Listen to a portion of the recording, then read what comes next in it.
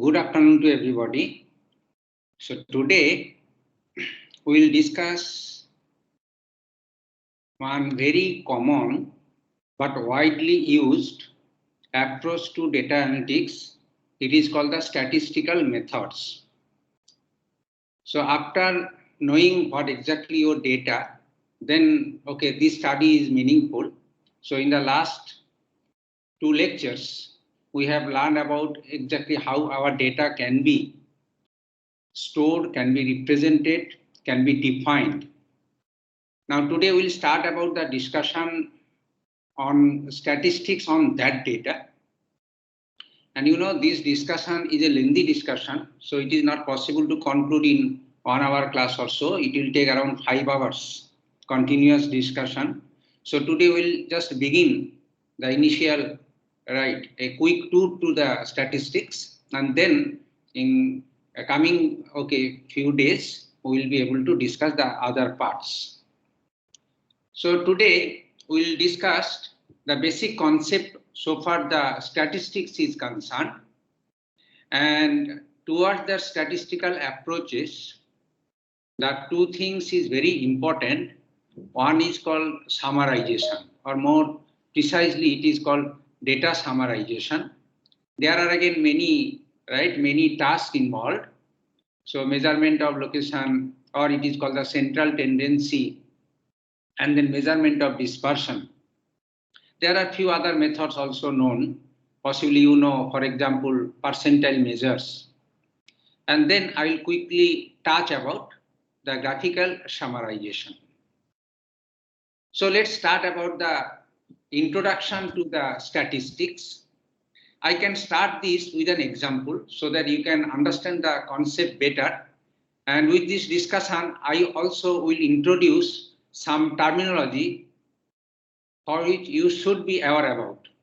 Okay, so in coming few slides, I'm going to discuss the concept of statistics and few important terminologies related to the statistics. And then I will come to the descriptive statistics in details. Now, as an example, I have chosen one very simple, practice in our daily life, and this is called the TRP rating. So it is actually, you know, a television rating point. So, you know, different programs are broadcasted by the different channels, and then there is a competition that which programs are very popular among the viewers. So to do these things, we usually follow a very standard practice. It is called the TRP practice. So how this TRP is carried out? So the idea is that there is an agency is involved who will be responsible for calculating the TRP. So what agency does? Agency used a device. This device is called People's Meter. So the agency select at random those are geographically and demographically situated in different locations in a particular country or in a region. And these people meters, the device, it is actually a digital device, is attached to the TV sets of the chosen viewers. And then this people meter is allowed to operate for a certain period, maybe for 30 days or whatever it is there. And then at the end of this experiment, this is called the experiment, right? That the people's meter is taken out from the TV sets, and then the different information related to the viewing of the different programs are automatically stored in this people meter. And this is actually the data. In addition to this people's meter automatic data collection, the agency also can arrange a personal interview with the viewers to take some feedback of the different programs and whatever it is there. So this is the idea about collection of data, and this is the data for the TRP rating calculation. I hope you have understood the concept. It is very pretty simple. Only the use of people's meter. But now let's consider in this example, what is the data? So we can have a precise definition of data. A set of data is a collection of observed values representing one or more characteristics of some objects or units. Here some objects or units means we want to understand about the programs, and then which programs are watched by the which viewer and how long, all those things are there. And observed values are the values of that. Altogether, whole the collection is the data here. Now, in the context of TRP, so far the data collection, it consists of the many attributes. In the last class, I told you that a data usually is a high-dimensional data. In general, high-dimensional data. This means that data is defined with a number of attributes. Here I have mentioned few attributes, for example, age, sex, happy. Happy may be in the three, it is a three different ordinal values, NH, PH, VH. It can be categorical value also.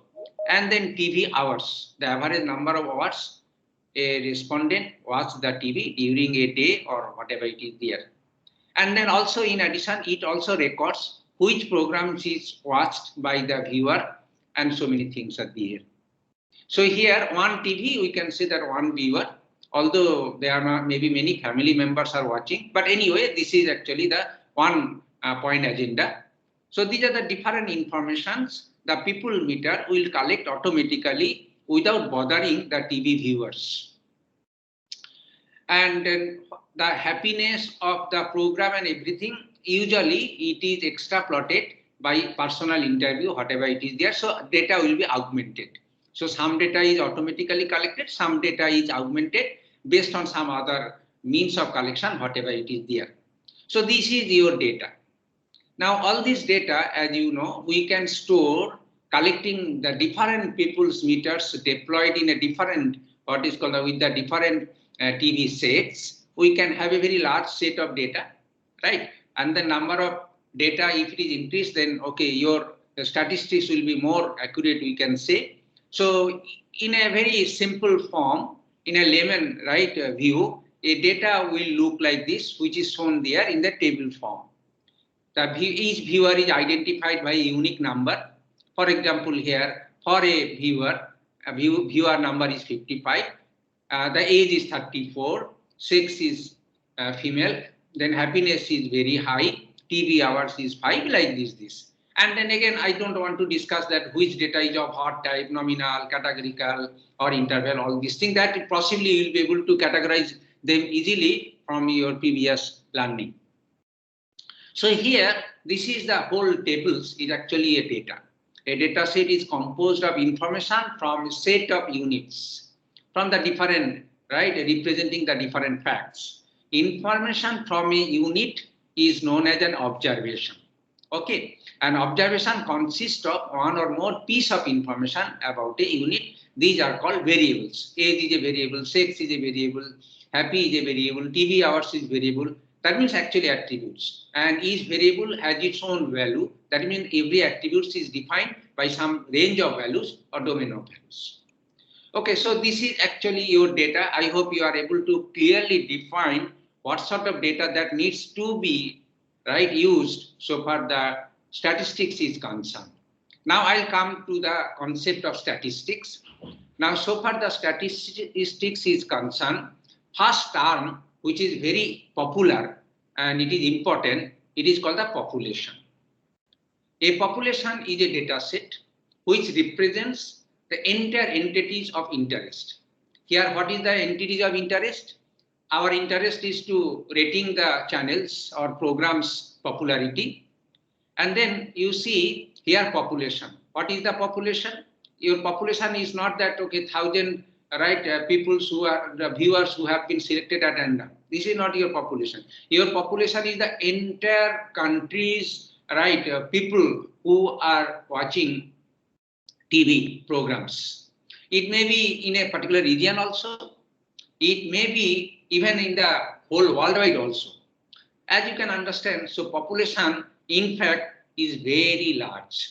If you consider the whole world population, you can understand. So it is trillion of persons involved in this, right? And it is impractical to collect the data from each and every viewers and then get the TV programs rating. So here all TV viewers in the country or world is actually your population. Now you should note that all people in the country or world is not a population. This is because there are many people involved who are not watching any TV, right? So they are definitely not as a part of the population. So what is your interest in entities of interest? Your entities of interest who are watching TV, and your population means overall altogether who are watching TV, that is your population. And then for different survey, the population set may be vary and completely different. This is so far the TV rating is concerned. This is the population. But another, who loves Hindi film, that can be maybe another recommendation we want to develop, or with statistics we want to build it up. Then again the population will be different. Right. So the different, if the application is different, then population will be different. It is not that whole people in the country or all is your population. It's not like that. So population depends on which area, which application that you are considering. And so far the statistical learning, I will come to this point more in details because it is learning. Learning means we have to learn something, rather we have to retrieve some information.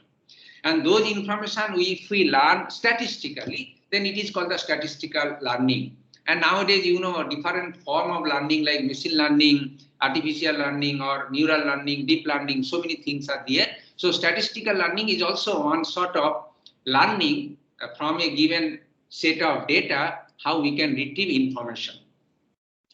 Okay, so definitely for a particular learning problem, it is very important to define your population very carefully. And that is important. If you don't define your population carefully, then definitely you will not be able to select at random some sample of the population. Now here again, let's see what do we mean by the sample. Now here a sample is a data set consisting of a population. I hope possibly you are able to understand in the context of TRP what exactly a sample is. A sample is just only 1,000 TV viewers which our TRP rating agencies have chosen at random from the different location. So this is a sample. Your population may be very high, but your sample is reasonably small and it is manageable by whatever the statistics that is required to be obtained. So this is sample, right? Now let's come to the C. What is the statistics? Now what do you want to retrieve from the from the data that you have collected? Can you tell me what we can retrieve from the data that you have collected so far TV rating is concerned? Okay, fine. So what we can do is that actually we can collect few essential things like what is the mean, what that means, what is the, say different programs are viewed by the different viewers, right? And what is the mean views of each program?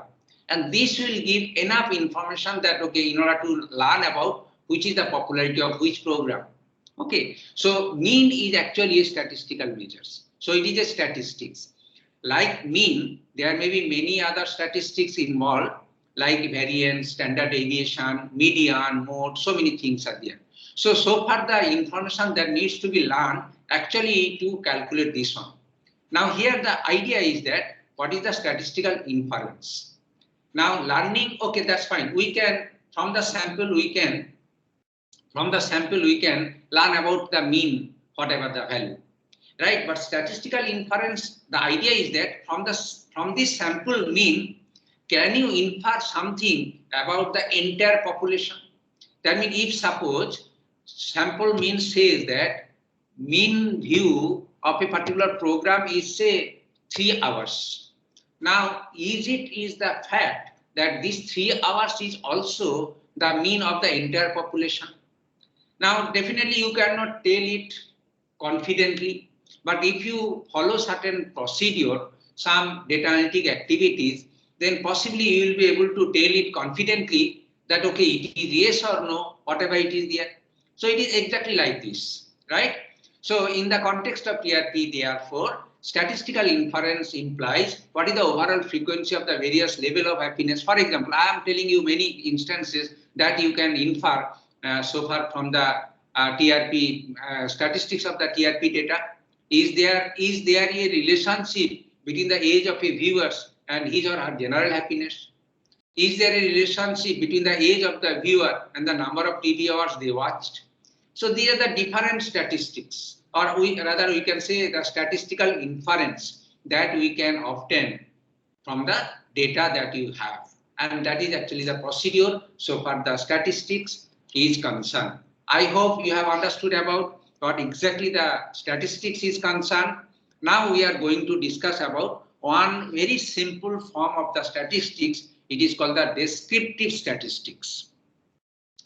Now, descriptive statistics can be started with the data summarization point of view. Now, I just want to say that this is a very old and popular method. I have already told you, and possibly you are already aware about it.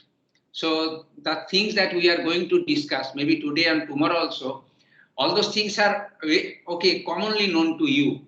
You have general ideas about it, but you can take it that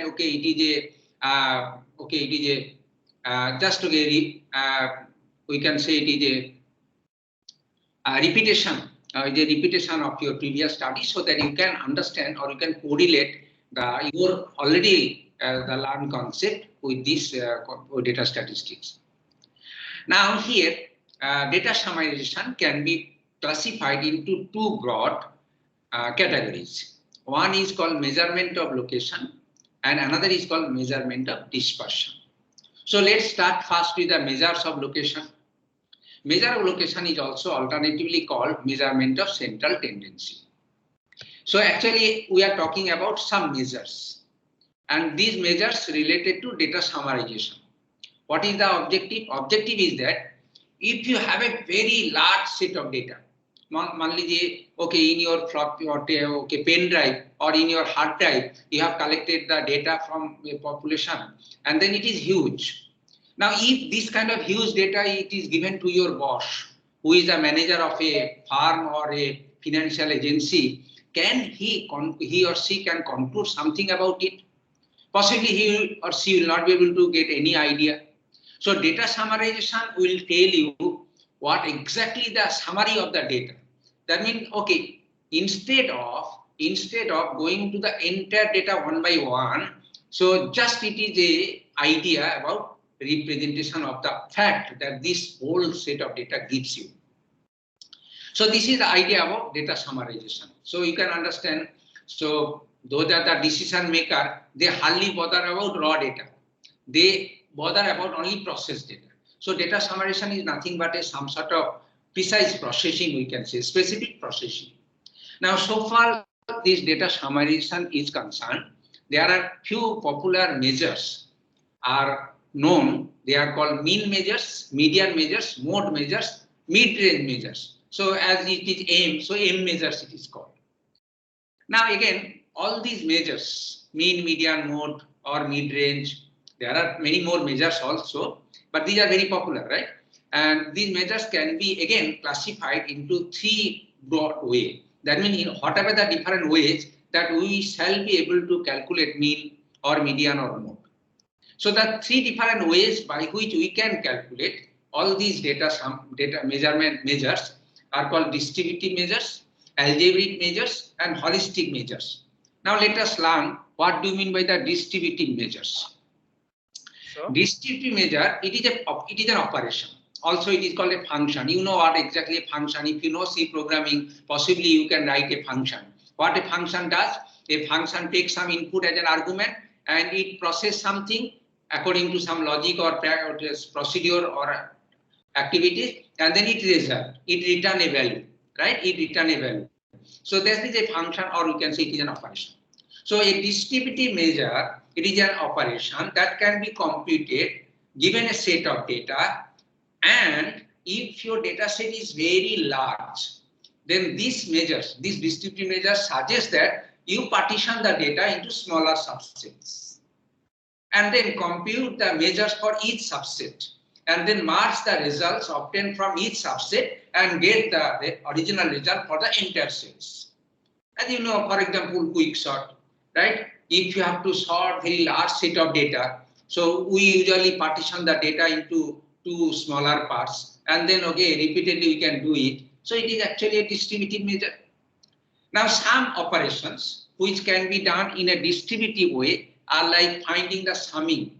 You have given a set of data, so a function that you have to write, what will be the sum of all the data. So sum is very simple, it is very trivial, but anyway you can understand. So this is a distributive measure, because if we take subset, sum of subset, subset 1, sum 1, subset 2, sum 2, then for subset 3, sum 3, and so on, so on. Then taking the summing of all the results, sum 1 plus sum 2 plus sum 3 plus dot dot, it will give you the sum of the entire set. It is like. Similarly, count is an operation. Then how many total number of data are there in the sample? That is also a distributive measure. Okay, so it is easy to understand, right? Now let's come to the algebraic measure. Algebraic measure, if you have the results from all the subsets and then getting all the results together or compiling the results from the different observations and then getting another information, it is called the algebraic measure. So it is a measure which can be computed by applying an algebraic function to one or more distributive measures.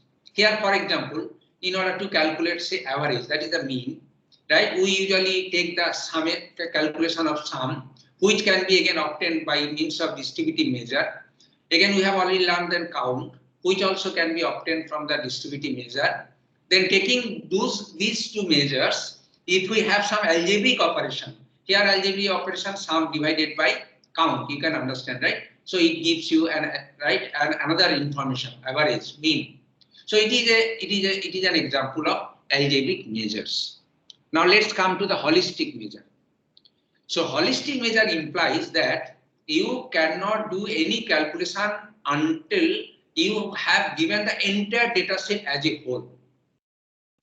That means, okay, so distributive measure or algebraic measure can be possible if you can partition the data into smaller subsets. But holistic measure cannot, right? You have to take the entire data set into in your computation, right, purview, and then do it. As an example, I can tell you, so calculating median. So calculating median means you have to first take all the data and then arrange them in an order, and then at the middle, what is the value? That is the median. So you can understand, if you have given a part data, and then for that part you can calculate median. For another part you can calculate median. Other part you can. So median 1, median 2, median 3. And from these median values, can you conclude about the median of the entire data set? You cannot. Okay, you cannot. So the median calculation is typically a holistic measure, whereas mean calculation should be a algebraic measure. Now what do we mean about the mode calculation? If you know mode, possibly you will be able to understand that whether it is a distributive measure or it is an algebraic measure or holistic measure. So I just leave it to you for thinking of yourself, but answer is readily you can find it with some justification of your own. So these are the different measures of location, right? Whatever be the way, we should not bother about. Okay, whether it is distributive way or holistic way or algebraic way, that is fine, no problem. But now let's come to the discussion of what are the different measurements that we can think for. Now first we are to discuss the mean calculation. It is very simple, possibly from the class 5 standard you already doing this mean calculation. Yes, I know. Okay, we can start from the class 5 standard concept again. And so far the mean calculation, you know, there are 3 different measurements are applicable for a data in a data analytics. They are called simple mean, weighted mean, and trimmed mean. Now let us consider that you have given simple values. Now again, mean calculation, you understand, is applicable to only interval or ratio scale data.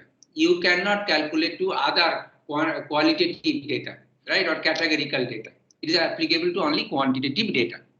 So x1, x2, x3, dot, dot, xn is a set of numerical data that is given to you. And consider that this is a sample values. So this is a sample, right? And from this sample, we want to calculate simple mean, simple and weighted mean, and trimmed mean. Now, simple mean of a sample, also alternatively, it is called arithmetic mean or AM. Also, it is known as average calculation. So, average, arithmetic mean, simple mean, and simply mean are the same, right, measures. Now, okay, so this definition 3.6 tell you what exactly the simple mean calculation. This is, okay, pretty trivial things actually, you know. Here n is the total size of the sample, and that's okay, and it is okay. So it is a sum divided by the total number of things are there. Now, weighted mean, in addition to the data that is given to you, there is another information also available to you. That means for each value in the data set, there is a weight for each and every values, right? So if xi is a sample value which is associated with a weight wi, then the weighted mean, which can be calculated as mentioned in this definition 3.7. So as you see, weight is multiplied by the sample value and divided by the total sum of weights. Now, essentially, weighted mean and then simple mean are same if wi, that means weight for each sample value, is equal, right? Say it may be 5 or it may be 1 or whatever it is there. If all sample values are of equal weights, then in that case, weighted mean and sample mean are same. Otherwise, weighted mean gives you the different calculation than the simple mean. Okay, so this is the weighted mean. Now let's see what is the trimmed mean.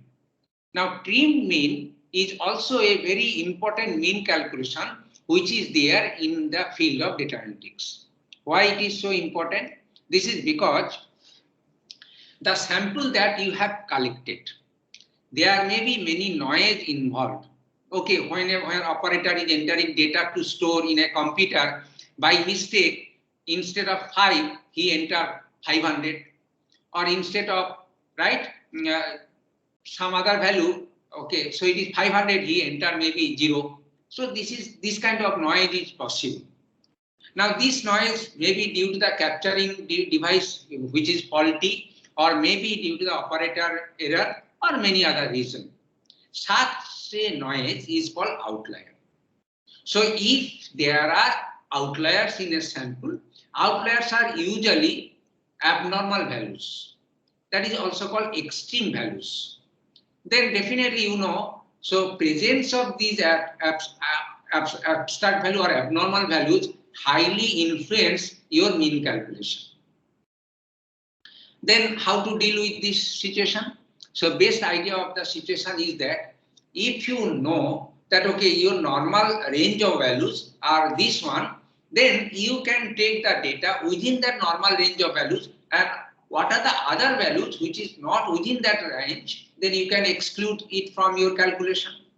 So if you do it, then this mean is called the trimmed mean. Now again, you know, maybe that in a actual sense, outlier or abnormal value is a true value. So definitely trimmed mean is likely to give you a fair calculation, but not always true, because you are not sure about whether this is an outlier or not. So only it is a rule of thumb that outlier is an extreme values which should be considered, or which should be treated as an abnormal values. That is all, right? So trimmed mean is therefore defined as the mean obtained after chopping off values at the high and low extremes, both sides. Okay, abnormal lower values as well as abnormal higher values, and then in between, this is the trimmed mean. And this is actually more meaningful in data analytics, because usually data that is given to you, either missing data or data with errors, or some absurd data, like say your range is all positive value, all of a sudden you see some entries are negative values. So it is actually the things are there. So That is why the clean mean can be used for easily without filtering the data. You can take into account into this calculation. Otherwise, if you do filtering, then you can remove. Okay, by means some processing. It is called the pre-processing of data that can be removed. I will discuss also many pre-processing tasks or pre-processing procedure to remove outliers. Okay. Now, so this is the different means that we have calculated. Now, whatever with the mean, whether it is a simple or is a weighted mean or clean mean, they obey few important corollaries. They are called lemma. I will discuss one by one each lemma. Possibly you know all those things and no much lengthy discussion is required to discuss it. The first lemma says, I just read the lemma so that it is easily understandable. If xi bar is a mean of a sample of size n1, ni, and there are, so n number of samples are given to you, and then from each sample you will be able to calculate its mean. Say let xi bar the mean. If you know the mean from each samples, then the mean for the entire data consisting of all the sample values can be easily calculated, and that is the lemma 3.1 suggests you how to calculate the mean in a distributive ways. So ni into xi bar, you can understand what is the ni. Ni is the size of the sample I, and xi bar is the mean of that ith sample, and that's all. So this is actually lemma 3.1, is not it? Then lemma 3.2 says that if a new observation xk is added to a sample of size n with mean x bar, so you have already a sample of size n and that mean also x bar, then a new value is given to you. It is not necessary to calculate the mean again adding this new value, but simply knowing the previous mean value, lemma 3.2 can be applied to calculate the altered mean value. Similarly, if an observation xk is removed from a sample of size n with mean x bar, then what will be the new mean calculation? It also suggested by lemma 3.3. Lemma 3.4 is obviously the augmentation of the previous two lemmas. If m observations with mean xn bar are added or removed from a sample of size n with mean xn bar, then the new mean is given by nxn bar plus minus m. So plus or minus depending on adding or removing, m x bar m divided by n plus minus m. And this is the lemma 3.4 values whether n greater than m or n less than m. But it is not exactly, if n equals to m, then you know if you remove it, then it is divided by 0. This is not applicable. So it is actually to be taken care of. Okay. So we are discussing these kind of things are there. Okay, fine. So this is the lemma 3.4 is valid for any subsets of size, any size. Now lemma 3.5, it is actually if it is not a sample data, but it is a constant. If a constant c is subtracted or added from each sample value, then the mean of the transform variable is linearly shift by c only. That means x bar dash, that means the altered mean is equals to x bar, this is the original mean, the initial mean, plus or minus c, where the c is a constant. And then similarly, it is a multiplicative rule is also applicable, which suggests lemma 3.6. If each observation is called by multiplying, also it is dividing by a non-zero constant. If a zero should not be allowed, means c should be here in lemma 3.6, c should not be considered 0, because if it is multiplied by 0 or divided by 0, you know there is an error or it is not a valid number. So that is why. So it should be non-zero numbers. And then altered mean will be just product or divided by this c.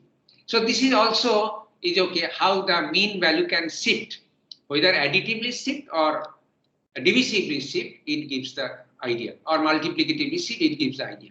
Lemma 3.5 and 3.6 is like this. Now, so these are the simple mean calculation that you can understand about, and then few lemmas are obviously very trivial lemma. Now let's come to the discussion of the data that is given to you it is not that simple sample data or simple set of values, rather it is a group of values. So now alternatively we can say that data is a group data. What is the group data? For example, say suppose range of marks obtained by the different students in a class. So range of marks may be say 0 to 10, then 11 to 20, then 21 to 30. And then, so how many students who got the marks within 0 to 10, maybe say F1 number of students. Similarly, 21 to 30, F2 number of students, and so on. So now here sample that is given to you in a group form, and such a data it is called the group data. So usually a group data is characterized with class level and frequency. So it is a two or bivariate data you can say, when two variables are involved, right? One is the class level, what are the range of the classes, and then frequency of each class. Now in order to calculate the mean from such a group data, there are three methods are known. These methods are called direct method, assumed mean method, and step deviation method. You already familiar to direct method actually. Now let's see other simple method, because we are learning about the summarization technique. So this is the essential method or function or operation that you should have full clarity. So that is why. Let's see first the direct method. Direct method just like a weighted mean method, like okay. So x bar fi into xi divided by fi, and where the fi is range over I equals to 1 to n and xi is range over I equals to 1 to n. Now let's see what is xi here in this calculation, because you don't have any xi value here. So xi actually half of the lower limit plus upper limit of the ith class. If your ith class is from xi to xi plus 1, then your xi represents for that class xi plus I plus 1 divided by 2. And fi is the frequency of the ith class. That's all. Frequency can be obtained from the table itself, and then xi needs to be calculated for each class level, and it is real. And as you know, this calculation is valid if the class levels, that means each classes are not necessarily of same size. It may be of different size also. But in actual calculation, it is desirable that all the class levels should be of same size. Okay, size may be 10, size may be 5, size may be 15, whatever it is there. But it is not desirable, it is not advocable that, okay, one size is 5, another is 10, and whatever it is there. But result can be calculated there. Obviously, okay, accuracy will be a little bit disturbed. And also, okay, from this direct method calculation, you can easily conclude that summation of fi into xi minus x bar is equals to 0. That is readily available from this equation manipulation.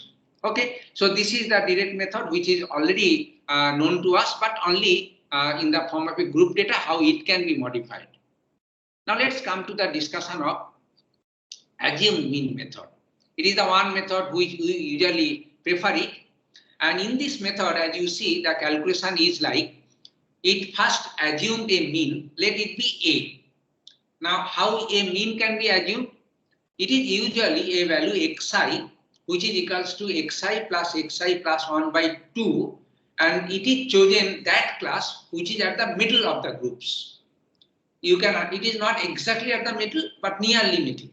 Okay, so this is actually called the assumed mean.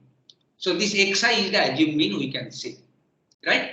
Which is the mean of the middle class.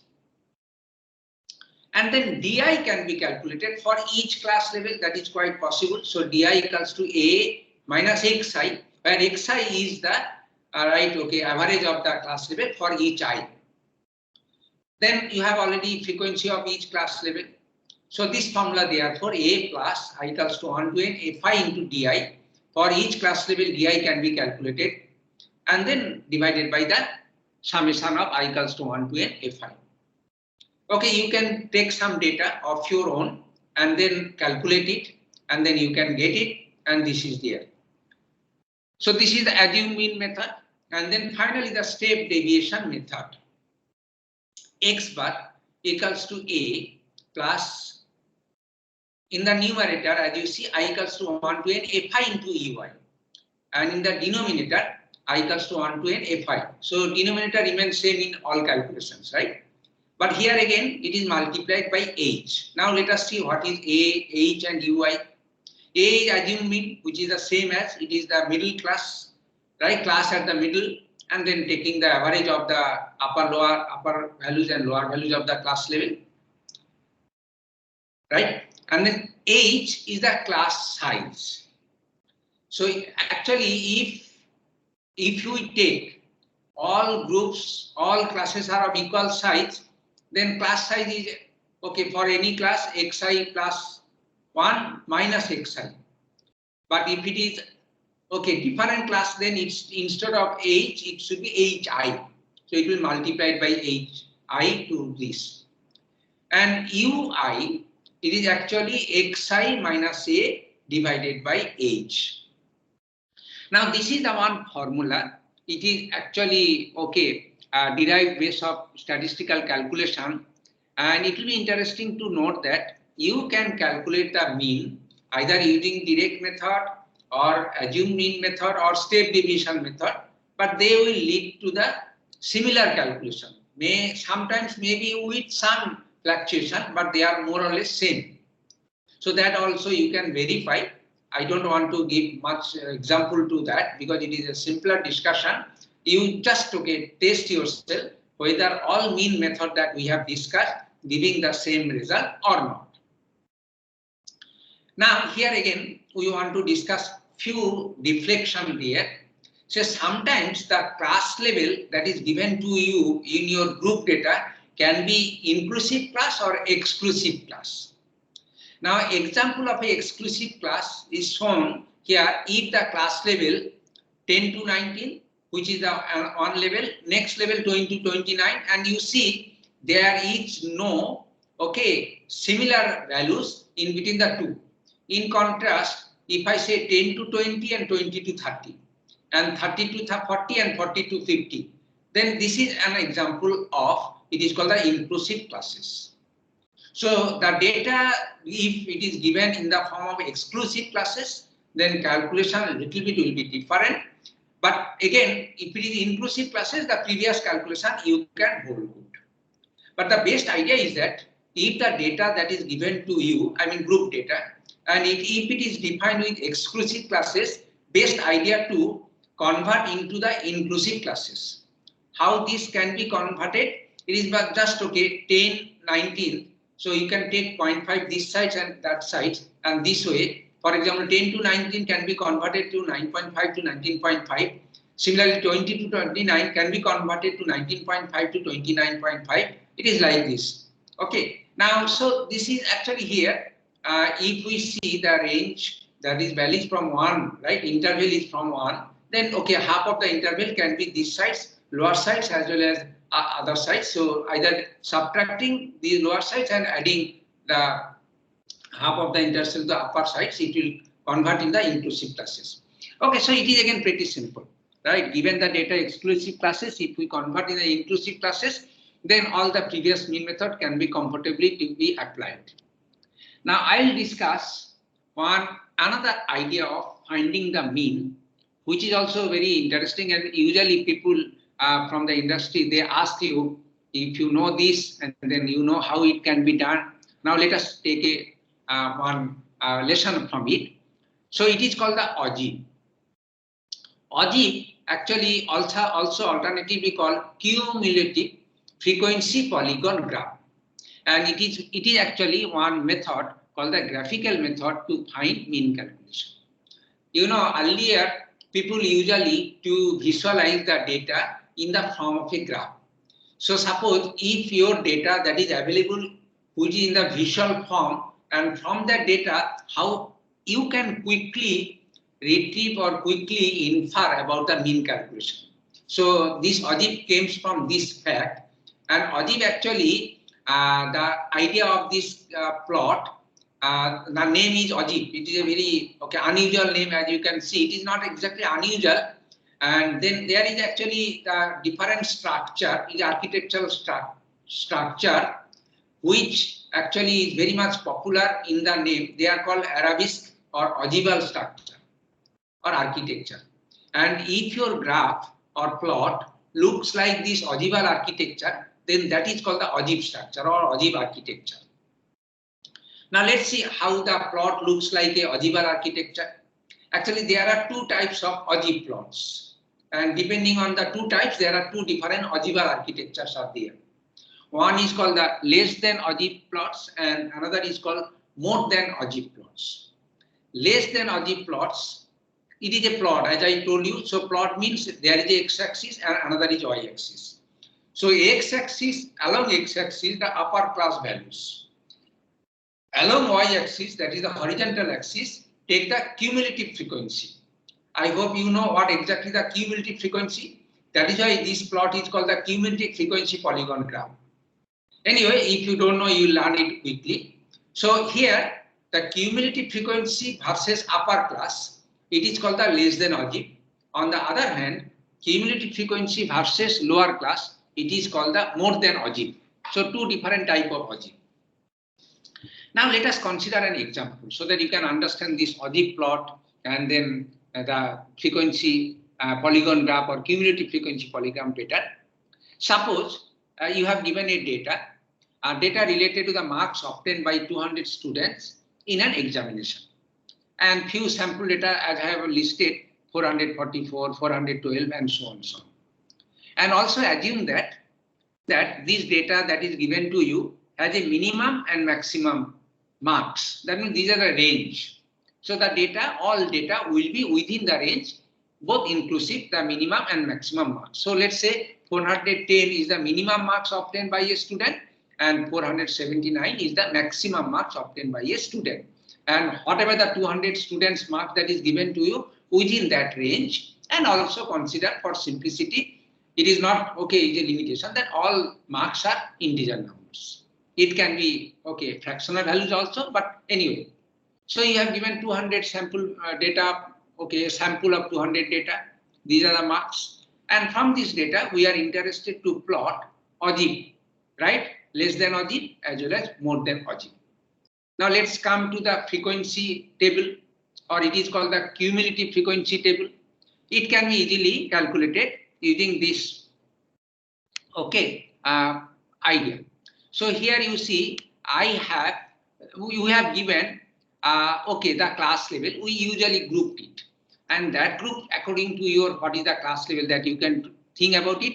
I grouped it depending on if you have very large set of data or within a very large range of data, then the class level can be very high, and if it is very small or whatever it is, that okay, decide it. But in this example, so 10 is the class size, like 410 to 419, 420 to 429, and so on. So this is the class level that we have defined it, and definitely it is an exclusive class. So we will convert it into this exclusive class to inclusive classes with this formula.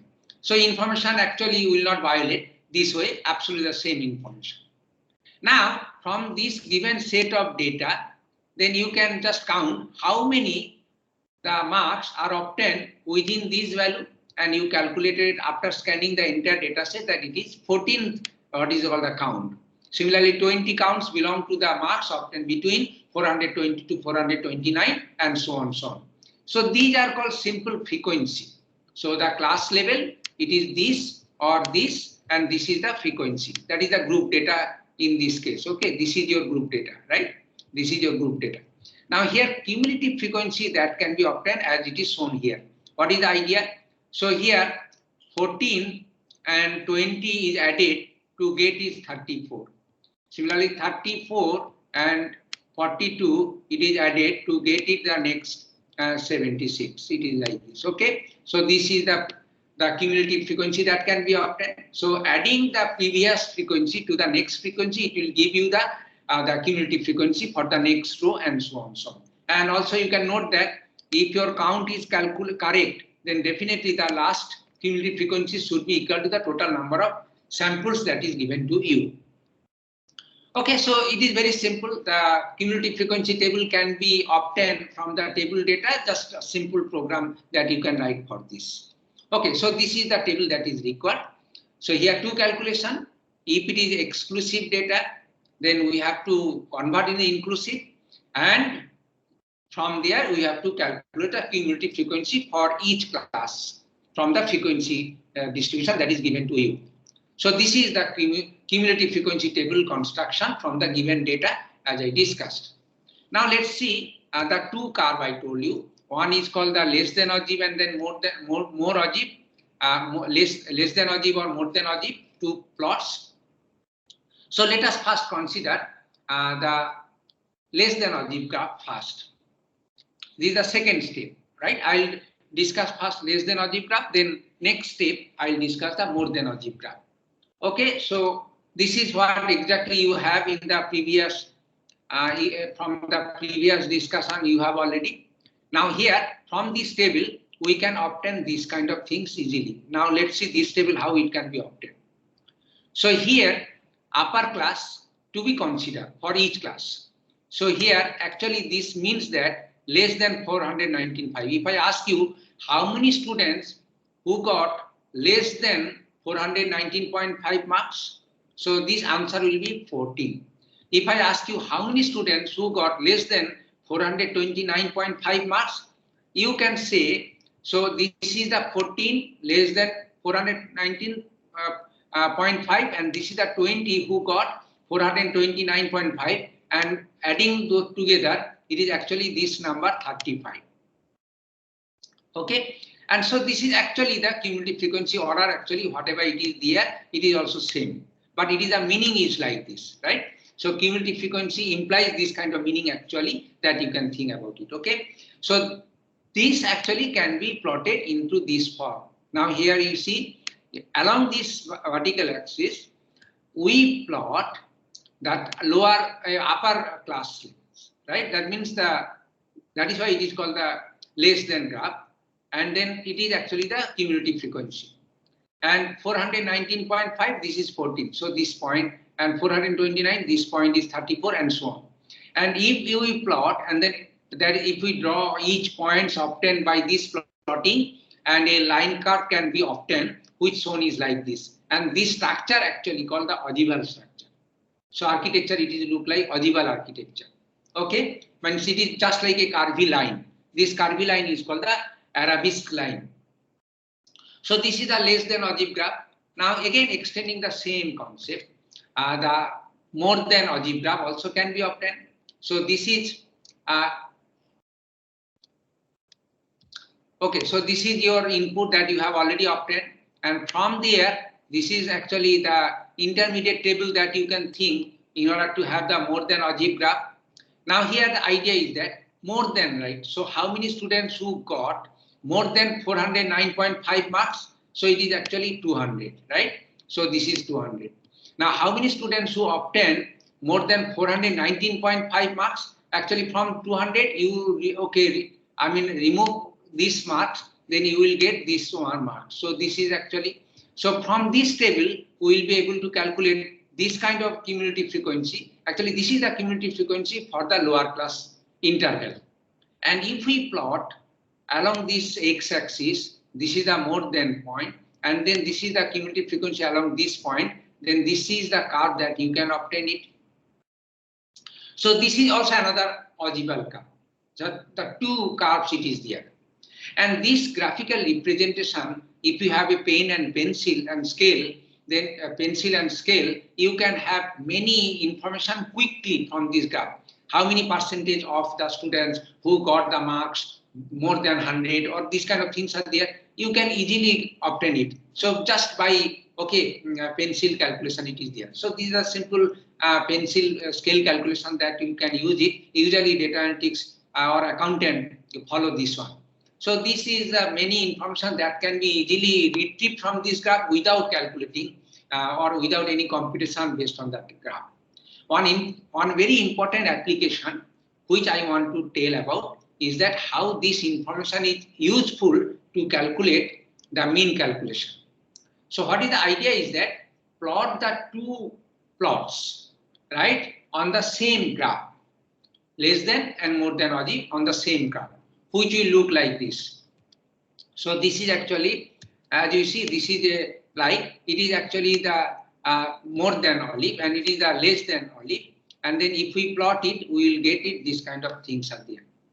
Now, where these two plot, right, where these two plot, these are less than and more than, where these two plot cross the point and corresponding to this point, actually it is called the mean. So this is mean actually, as we see, it is around, okay, 440 or 441. This is the mean calculation. Okay, so it is graphically that can be obtained. So this is the idea about the mean calculation. Again, from the pencil and scale that you can be easily calculated, but it is an inference only. It's not the exact calculation, but it is a rough calculation. Sometimes is many meaningful to make any decision, and it is the idea about it. Now, so this is about the mean calculation that we have discussed, and there are many other mean calculation also available in the field of descriptive statistics, like say geometric mean, harmonic mean. We have already discussed arithmetic mean. All these means are proposed by the great mathematician, which is the Pythagoras Samos. Pythagoras Samos, you know the, okay, what is the Pythagorean rule of triangle? So it is actually a square is equals to b square plus c square. This is the famous formula that you know. Who developed it? So he is a mathematician, and his mathematics related to the geometry. And then he proposed all three means. So we have already learned the arithmetic mean, it is actually due to Pythagorean means, or is a Pythagoras.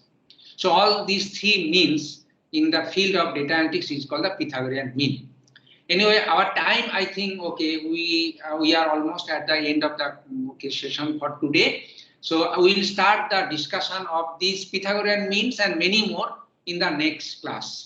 So today I could not upload the slides. This is because I'm just revising my slides. So I will upload the slides by today evening so that you can go through in advance. So it will be better if you check the slides before coming to the class so that you have little bit understanding about and expectation also.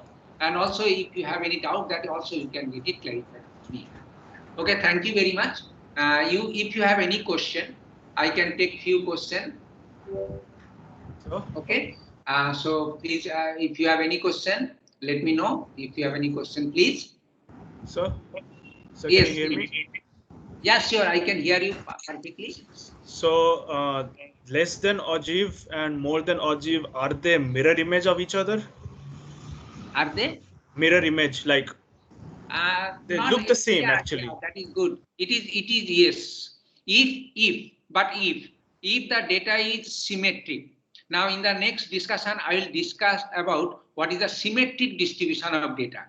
If they are symmetric, then they are mirror image to each other. But if they are not symmetric data, that means uniform data, then they are not mirror image. That's a very good question. I'll discuss. Okay, sir. Thank you. But your mean calculation from the ogive will valid whether data is symmetric or not symmetric, or uniformly distributed or not uniformly distributed. Yeah, it is very good question. Thank you very much. Sir, can you please add me to Teams? I have been requested. You have to send me a mail. Actually, sir, I have sent a mail, sir. I have sent a message as well and sent a request through the link also. No, I'm telling you, I have, okay, you should, in order to join, it is an automatic process. And there is no need that, okay, I'll join you or I'll add you. But I can add, of course. If you send me a mail, I can do it. Sir, you have to add me because I actually tried to join through the link, but it says that you have to accept the request. No, I'm telling you. In order to join, this is a meeting, okay, virtual class. You need the team code. If you have the team code, you can do it. Anyway, I'll do one thing. I'll send a mail. You follow this mail. If after that, if you are not able to join this team, then you let me know so I can add you. Absolutely no problem. You send me a mail. Okay, sir. Sir? Yes, please.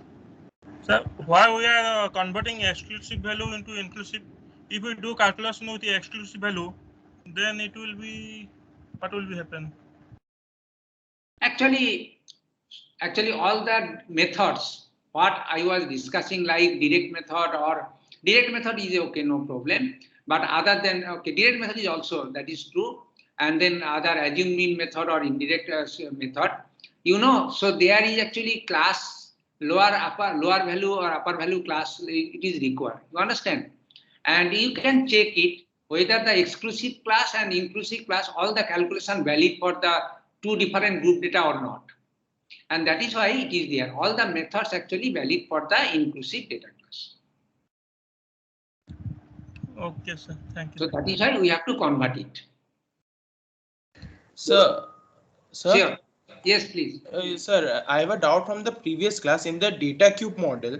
So what sir, it is fine for the 3 dimensions. So for like n is greater than 3 means 4, 5, 6. So are we hiding any attributes while rolling it up? Or are we means expanding it in a hypercube or something like that structure? Okay. So data cube concept is perfectly okay, non-lossy concept. There is no loss of transformation. There is no hiding the transformation. It is only the concept that okay, how compact way you can store and then how faster way you can retrieve the data. Okay, sir.